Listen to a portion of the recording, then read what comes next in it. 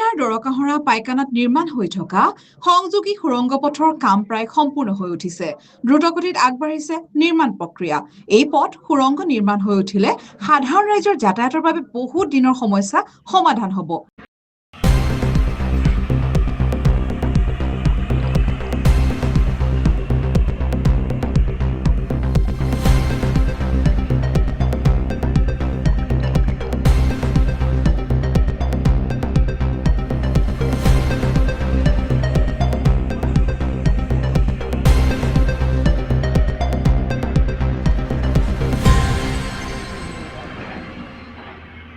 ইয়াৰ আগতে এইটো ক্ৰছিঙত বহুত দুৰ্ঘটনাৰ সন্মুখীন হ'ব লগা হৈছিল ৰাইজে।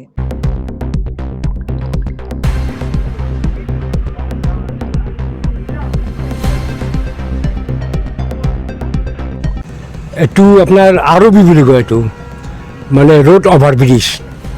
এইটো ব্ৰিজৰ তলেদি মানুহ অহা যোৱা কৰিব, গাড়ী মটৰ অহা যোৱা কৰিব, চাইকেল বাইক ইত্যাদি গিলান যাব আৰু এইটো আমাৰ কণ্ট্ৰেক্টাৰ আনোৱাৰ হুছেইনে কৰি আছে ৰেলৱেৰ ফালৰ পৰা। এই প্ৰজেক্টটো আজি ধৰক 2 বছৰ হ'ল, জানুৱাৰী শেষ বুলি কৈছে আৰু যিহেতু আপোনাৰ অহা যোৱাত সুবিধা হ'ব, বাইক চাইকেল গাড়ী মটৰ অহা যোৱাত মানুহ অহা যোৱাত সুবিধা হ'ব। ওপৰেদি ট্ৰেইনো লাইন ওপৰেদি গ'লে মানুহ এনেকৈ বহুত বিপদ হৈছেও। মোৰ আগত মই দেখাও পাইছোঁ, মানে বাইক এখন খুন্দিয়াই এই ব্ৰিজৰ সন্মুখত পেলাই দিছে ট্ৰেইনে।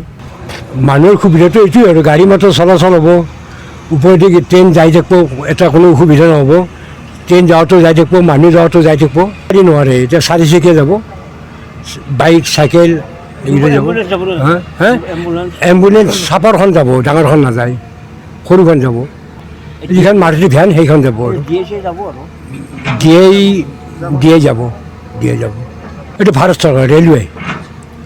দিলীপ শইকীয়াৰ এইটো ৰেলেই আৰু এইটো দিলীপ শইকীয়াৰ কোনো কথা নাই, এইটো ৰেলৱে কাম। এইটো মানুহ সুবিধাৰ কাৰণে বনোৱা গৈছে। এটা মানুহ বহুত অসুবিধা হয়, বহুত হেৰিও হয়, এক্সিডেণ্টো হৈছে মই দেখা পাইছোঁ। সেইকাৰণে এইটো বনোৱা গৈছে আৰু ইয়াৰ ওচৰৰ মানুহখিনিও মানে बहुत कम्प्लेनों पिछड़ हेतु होल है। हम लोग मिस्त्री हैं, हम लोग काम कर रहे हैं, ये ऑपरेटर है हम लोग। ये करीब 15 दिन हो गए हम बैठे हुए, 4-5 दिन से काम कर रहे हैं। अभी दिक्कत नहीं, अभी पैसा वगैरह सब मिलता है सर। दिल्ली रहते हैं, ट्रेन बना के कैंप बना दिया है जी।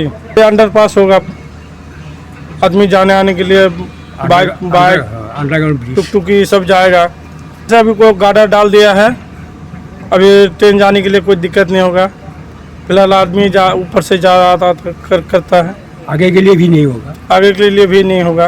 बस 2-4-10 दिन में ये अंडर पास कर देंगे, पुशिंग कर देंगे, बस हम लोग का फ्री हो जाएगा। मैं प्रथम बायटा लाइफर संबादकर्मी धन्यवाद ज्ञापन करिছোঁ।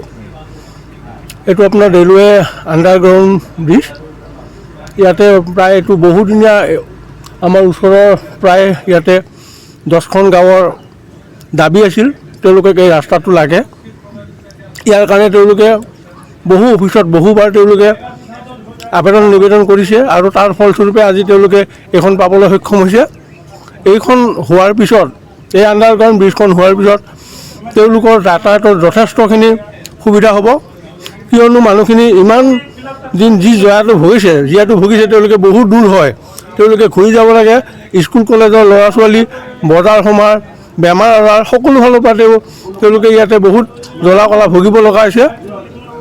এতিয়া বৰ্তমান প্ৰায় ইয়াৰ আৰম্ভ হোৱা এবছৰে হ'ল, এতিয়া সমাপ্তৰ বছৰত আৰু 2 মাহৰ ভিতৰত আমি সমাপ্ত হ'ব বুলি আশা কৰিছোঁ। Bureau report Baihata live.